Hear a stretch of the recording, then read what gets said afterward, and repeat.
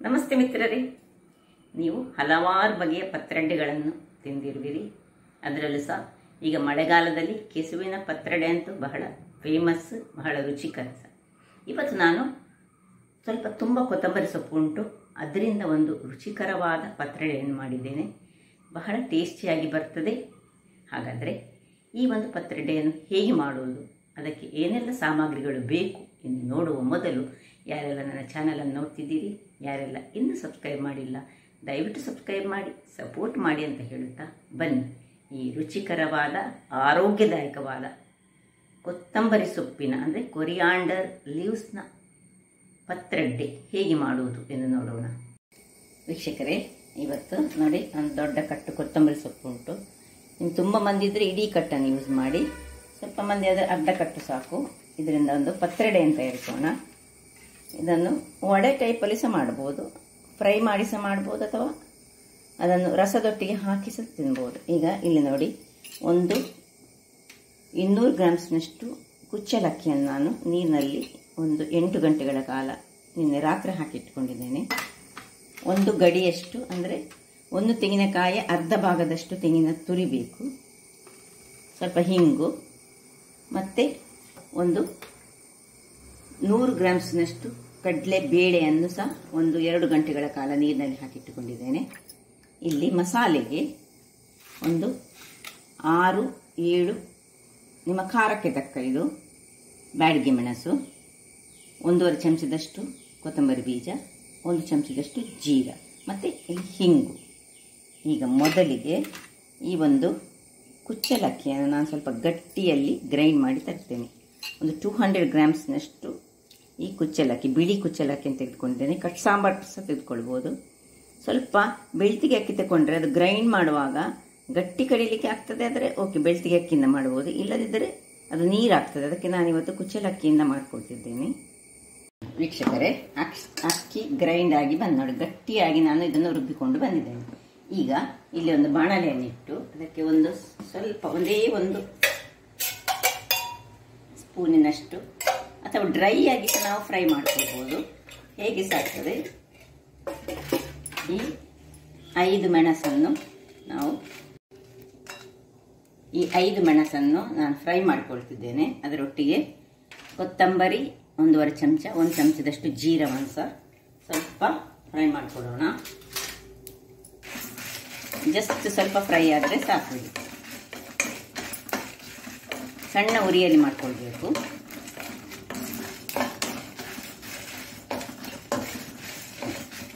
ಇಷ್ಟು ಮೆಣಸು ಸ್ವಲ್ಪ ಆ ಬಿಸಿಯಲ್ಲಿ ಉಬ್ಬಿ ಬರಬೇಕು, ಅಂದರೆ ಹಸಿ ವಾಸನೆ ಬರದ ಹಾಗೆ ನಾವೀಗ ಇದನ್ನು, ಆಲ್ರೆಡಿ ಕೊತ್ತಂಬರಿ ಸೊಪ್ಪು ಸ್ವಲ್ಪ ಹಸಿ ವಾಸನೆ ಇರುವಂತಹದ್ದು. ಈಗ ಕೊತ್ತಂಬರಿ ಸೊಪ್ಪನ್ನು ಕ್ಲೀನ್ ಮಾಡಿ ಇಟ್ಕೊಂಡಿದ್ದೇನೆ. ಈಗ ಅದನ್ನು ಕತ್ತರಿಸಲಿಕ್ಕೆ ಉಂಟು. ಮೊದಲಿಗೆ ಇದು ಸಾಕು, ಇದು ಸ್ವಲ್ಪ ತಣ್ಣಗಾಗಲಿಕ್ಕೆ ಬಿಡೋಣ. ಈಗ ತಣ್ಣಗಾಗ್ತಿರುವಾಗ ಇಲ್ಲಿ ನೋಡಿ, ಕೊತ್ತಂಬರಿ ಸೊಪ್ಪನ್ನು ಚೆನ್ನಾಗಿ ನಾನು ತೊಳೆದುಕೊಂಡು ಬಂದಿದ್ದೇನೆ. ಈಗ ಈ ದಪ್ಪದ ದಂಟು ನಮಗೆ ಬೇಡ, ಇದು ಸ್ವಲ್ಪ ಸ್ಮೂತ್ ಇದ್ರೆ ಇದನ್ನು ಗ್ರೈಂಡ್ ಮಾಡುವಾಗ ಹಾಕೊಳ್ಬಹುದು. ಇದೀಗ ನಾನು ಇದನ್ನು ಖಾಲಿ ಎಲೆಗಳನ್ನು ಮಾತ್ರ ಹೀಗೆ, ಇದನ್ನು ಬೇಕಿದ್ರೆ ಇದರ ಸ್ವಲ್ಪ ಹೀಗೆ ತೆಗೆದುಕೊಂಡು ಇದನ್ನು ಸಹ ಯೂಸ್ ಮಾಡ್ಕೊಳ್ಬಹುದು. ಎಲ್ಲವನ್ನು ನಾನು ಕತ್ತರಿಸ್ತೇನೆ, ಸಣ್ಣದಾಗಿ ಕತ್ತರಿಸಿಕೊಳ್ತೇನೆ. ನೋಡಿ, ಹೀಗೆ ಸಣ್ಣದಾಗಿ ಹೆಚ್ಚಿಕೊಳ್ಳೋಣ.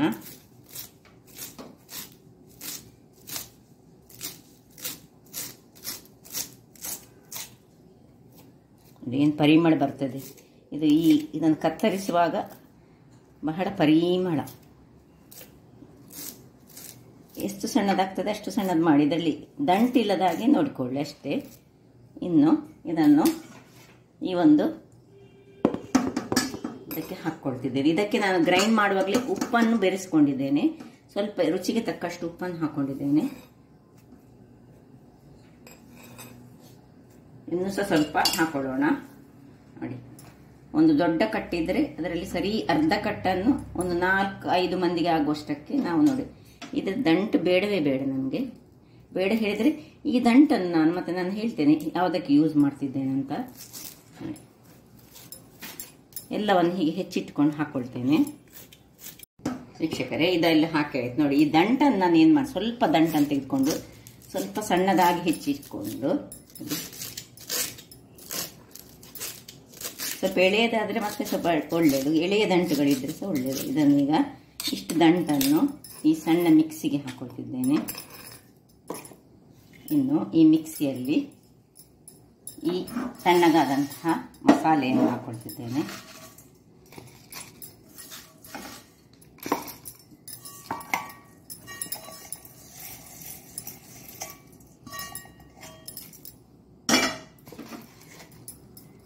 ಇನ್ನು ಈ ತೆಂಗಿನ ತುರಿ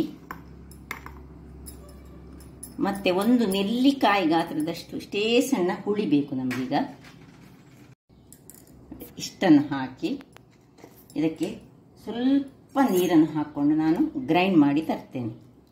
ವೀಕ್ಷಕರೇ ನೋಡಿ, ಇದಿಷ್ಟು ಕಸ್ಕಸಾಗಿ ಆಗಬೇಕು, ಅಂದರೆ ಕೋಸ್ಟ್ಲಿ ಗ್ರೈಂಡ್ ಆಗುವಾಗ ನೋಡಿ, ಇಷ್ಟು ತುಂಬ ಗ್ರೈಂಡ್ ಬೇಡ ನೋಡಿ.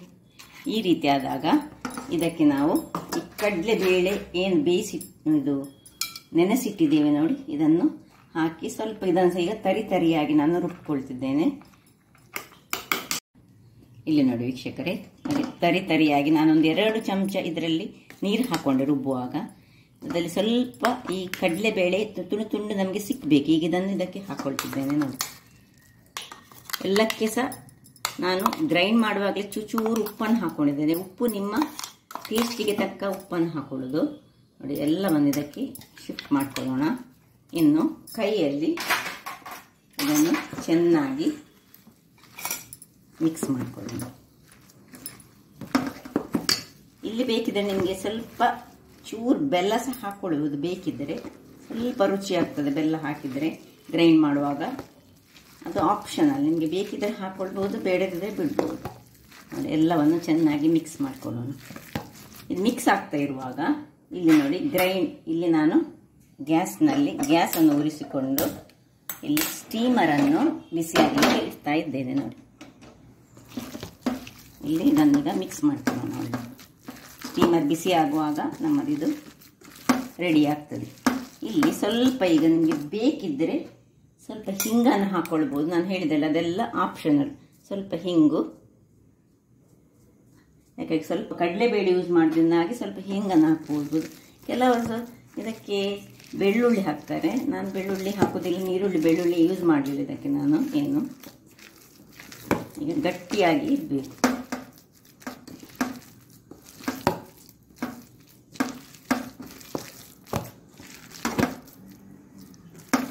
ಹಿಟ್ಟು ರೆಡಿಯಾಗಿದೆ ನೋಡಿ. ಸ್ವಲ್ಪ ಗಟ್ಟಿಯೇ ಇರಬೇಕು ಹಿಟ್ಟು. ಇಲ್ಲಿ ಸ್ಟೀಮರ್ ನೋಡಿ ಬಿಸಿ ಆಗ್ತಾ ಉಂಟು. ಈಗ ಸ್ಟೀಮರಲ್ಲಿ ನಾವು ನೋಡಿ ನೀರು ಬಿಸಿಯಾಗಿದೆ. ಈಗ ಇಲ್ಲಿ ಇದನ್ನು ಎಷ್ಟು ನೀವು ಹಿಟ್ಟು ಮಾಡ್ತೀರಿ ಅದರ ಪ್ರಕಾರ ನೋಡಿ, ಒಂದು ಎಲೆಯಲ್ಲಿ ಬಾಳೆ ಎಲೆ ಬೇಕಿದಕ್ಕೆ. ಹೀಗೆ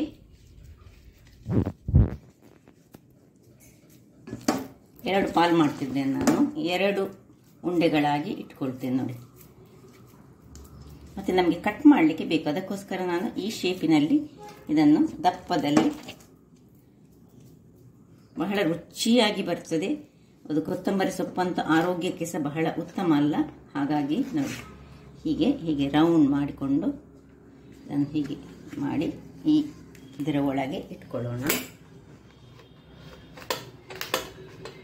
ಒಂದು ಹೀಗೆ, ಇನ್ನೊಂದನ್ನು ಸಹ ಹಾಗೆ. 2 ನಾನು ಮಾಡಿದ ಪ್ರಕಾರ 2 ಆಗಿದೆ. ಹೀಗೆ ಸ್ವಲ್ಪ ಶೇಪ್ ಕೊಟ್ಕೊಳ್ಳಿ. ಯಾಕೆ ಹೇಳಿದ್ರೆ ಮತ್ತೆ ಕಟ್ ಮಾಡಲಿಕ್ಕೆ ಸುಲಭ ಆಗಬೇಕು ಹೇಳಿ ಮಾತ್ರ.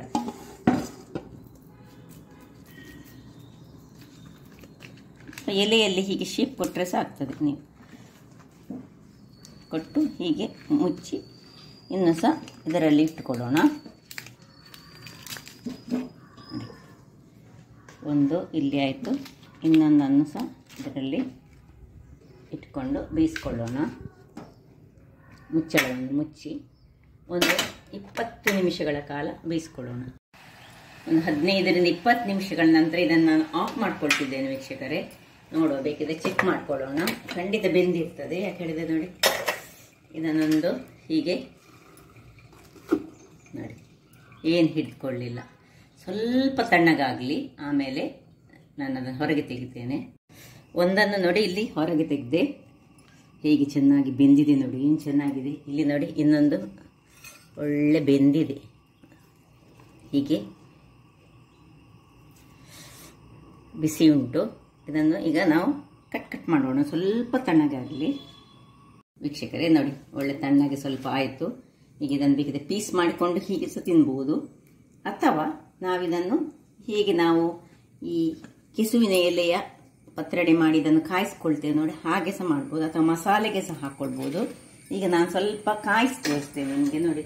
ಇಲ್ಲಿ ಹೇಗೆ ಬರ್ತದೆ ನೋಡಿ ಕಾಯಿಸಿದರೆ. ಸ್ವಲ್ಪ ತೆಂಗಿನ ಎಣ್ಣೆಯನ್ನು ಹಾಕೊಳ್ಳೋಣ. ಇಲ್ಲಿ ಇದನ್ನು ಪೀಸಸ್ ಮಾಡ್ಕೊಳ್ಳೋಣ. ಪೀಸಸ್ ಮಾಡಿಕೊಂಡು ತೆಳು ಪೀಸಸ್ ಒಳ್ಳೆ ಚೆನ್ನಾಗಿ ಬರ್ತದೆ ನೋಡಿ. ಹೀಗೆ ಎಲ್ಲ ಪೀಸಸ್ಗಳನ್ನು ಒಳಗಿನಿಂದ ಹೇಗೆ ಉಂಟು ನೋಡಿ ಅಂತೆ. ಹೇಗೆ ಇದನ್ನು ಸ್ವಲ್ಪ ಇಲ್ಲಿ ಹಾಕಿ ಒಂದೊಂದಾಗಿ ನಾನು ಕಾಯಿಸ್ಕೊಳ್ತೇನೆ. ತೆಳುವಾಗಿ ಕಟ್ ಮಾಡ್ಕೊಳ್ಳಿ ಕಾಯಿಸುವಾಗ. ಅದಾದಲ್ಲಿ ನೋಡಿ ಒಳಗಿನ ಟೆಕ್ಸ್ಚರ್ ನೋಡಿ. ಹೀಗೆ ಸಹ ತಿನ್ಬೋದು ಇದನ್ನು, ಎಣ್ಣೆ ಸ್ವಲ್ಪ ಹಾಕ್ಕೊಂಡು ತಿನ್ಬೋದು, ಅಥವಾ ಮಸಾಲೆಗೆ ಹಾಕಿ ಸಹ ತಿನ್ಬೋದು. ನಾವು ಮಸಾಲೆಗೆ ಹಾಕಿ ಮಾಡೋದಾದರೆ ನಾವು ಏನು ಹೇಳಿದರೆ, ಖಾಲಿ ಅಕ್ಕಿ ಮತ್ತು ಇದನ್ನು ಕಡ್ದದನ್ನು ಬೇಯಿಸ್ಕೊಂಡು, ಅಕ್ಕಿ ಮತ್ತು ಕೊತ್ತಂಬರಿ ಸೊಪ್ಪನ್ನು ಮಿಕ್ಸ್ ಮಾಡಿ ಬೇಯಿಸ್ಕೊಂಡು ನಾವು ಮತ್ತೆ ಮಸಾಲೆ ಹಾಕ್ಕೊಳ್ಬೋದು. ಹಾಗೆ ಸಾಕ್ತದೆ. ಇದರಲ್ಲಿ ಕಡಲೆಬೇಳೆ ಎಲ್ಲ ಹಾಕಿದ್ರಿಂದಾಗಿ ರುಚಿ ಅಂತೂ ಸೂಪರ್ಬ್ ಆಗಿರ್ತದೆ. ಸಪೋಸ್ ನಿಮ್ಗೆ ಇಷ್ಟು ದೊಡ್ಡದು ಪ್ರೊಸೆಸ್ ಬೇಡ ಅಂತಾದರೆ ನೀವೇನು ಮಾಡ್ಬೋದು ಹೇಳಿದರೆ, ನೀವು ಅಕ್ಕಿ ಹುಡಿ ಮತ್ತು ಕಡಲೆ ಹುಡಿ ಅದನ್ನು ಸೇರಿಸಿ ಸಹ ಮಾಡ್ಕೊಳ್ಬೋದು, ಅದು ಸಹ ಬಹಳ ಚೆನ್ನಾಗಿ ಬರ್ತದೆ. ಸೊ ನೋಡಿ, ಇದನ್ನೆಲ್ಲವನ್ನು ನಾನು ಹೀಗೆ ಕಾಯಿಸಿ ನಿಮಗೆ ನೋಡಿ ಈ ರೀತಿಯಲ್ಲಿ ಸ್ವಲ್ಪ ಎಣ್ಣೆ ಬೇಕಾಗ್ತದೆ ನಮಗೆ. ನೋಡಿ ಕಾಯಿಸ್ಕೊಳ್ಳೋಣ. ಇನ್ನು ಸಹ ಒಂದು 2-3 ಇಟ್ಕೊಳ್ಬೋದು. ಇದರಲ್ಲಿ ಸ್ವಲ್ಪ ಬೇಕಿದ್ರೆ ಮೇಲಿನಿಂದ ಎಣ್ಣೆ ಹಾಕಿ ಇದನ್ನೀಗ ಸ್ವಲ್ಪ ತಿರುಗಿಸ್ಕೊಳ್ಳೋಣ. ಕಾಯಿಸಿದ್ರೆ ಸೂಪರ್ಬ್ ಆಗಿ ಬರ್ತದೆ. ಒಮ್ಮೆ ಟ್ರೈ ಮಾಡಿ. ನನಗೊಂದು ಈಗ ಮಳೆಗಾಲ ಆದ ಕಾರಣ ಈ ಒಂದು ಕೊತ್ತಂಬರಿ ಸೊಪ್ಪು ನೋಡಿ ಇಷ್ಟು ಪುನಃ ಉಳಿದಿದೆ. ನಂದು 20 ರೂಪಾಯಿಗೆ ಇಷ್ಟು ದೊಡ್ಡ ಕಟ್ಟು ಕೊಟ್ಟಿದ್ದಾರೆ ನಮ್ಮ ಮಾರ್ಕೆಟ್ ರೋಡ್ನಲ್ಲಿ. ಈಗ ಕೊತ್ತಂಬರಿ ಸೊಪ್ಪು ಅಗ್ಗ ಇರೋ ಟೈಮ್ನಲ್ಲಿ ಇದನ್ನೊಮ್ಮೆ ಮಾಡಿ ಆರೋಗ್ಯಕ್ಕೆ ಸಹ ಬಹಳ ಉತ್ತಮ.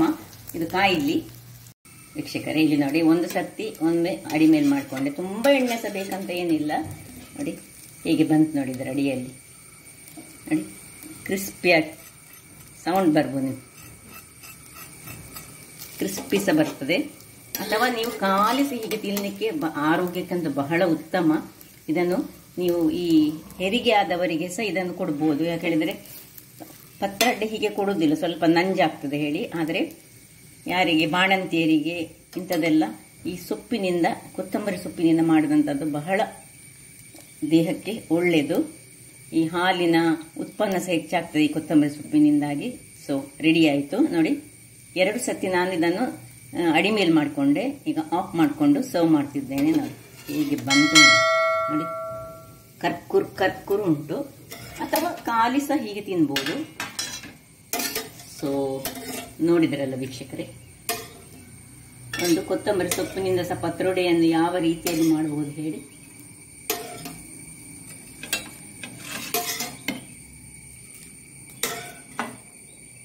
ತಿನ್ಲಿಕ್ಕಂತೂ ಅಷ್ಟು ಟೇಸ್ಟ್ ಆಗಿರ್ತದೆ. ಇದರಲ್ಲೆಲ್ಲ ಮಸಾಲ ಪದಾರ್ಥಗಳು ಸಹ ಜೀರಿಗೆ, ಕೊತ್ತಂಬರಿ ಎಲ್ಲ ಇರೋದ್ರಿಂದಾಗಿ ಯಾರಿಗೆ ಸಹ ಇದು ಬಹಳ ಉತ್ತಮ. ನೋಡಿ ಹೇಗೆ ಉಂಟು ನೋಡಿ.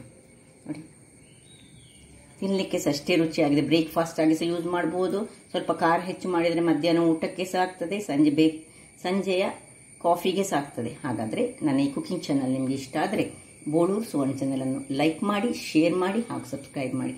ಹಾಗೂ ನನ್ನ ಇನ್ಸ್ಟಾಗ್ರಾಮ್ ಪೇಜನ್ನು ಫಾಲೋ ಮಾಡಿ. ಧನ್ಯವಾದಗಳು.